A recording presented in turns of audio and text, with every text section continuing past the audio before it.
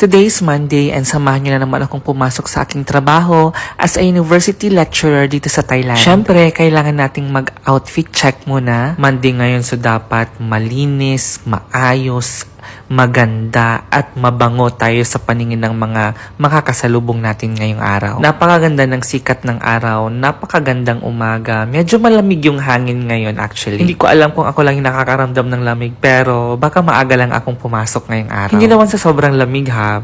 Yung feeling ko lang hindi ako pawisin ngayong araw, ganun. So, nakarating na ako sa university and ito ang bumungad sa akin. Dumating na yung keycard ko. Ibig sabihin, meron na rin akong university code. Syempre, first things first, kailangan nating mag-login. Hindi na ako nakapag-video sa loob ng office kanina kasi may mga staff na and at the same time, doon yung office ng mga bosses namin. So, after ko mag-login, syempre, kailangan kong i-disinfect ang aking table. Kahit malinis na yan, dinidisinfect ko pa rin talaga, lalo kapag Monday. And ang goal ko ngayong araw na ito ay matapos ko yung isang course outline ko. So after kong maglinis, since may university code naman na ako, nagtry ako na mag-login sa mga websites like sa mga learning management system nila, ganun. At yun na nga, hindi umubra. Hindi nag-work kasi kailangan ko palang hintayin ibigay nila sa akin yung username saka password. So mga 8:45 na siguro ito. Nag-breakfast na ako kasi medyo nagutom na ako. So ngayon, ang breakfast natin ay from 7-Eleven, my favorite. Bread and milk lang naman. May nabasa ako, hindi ko alam kung comment yon or DM, hindi ko maalala.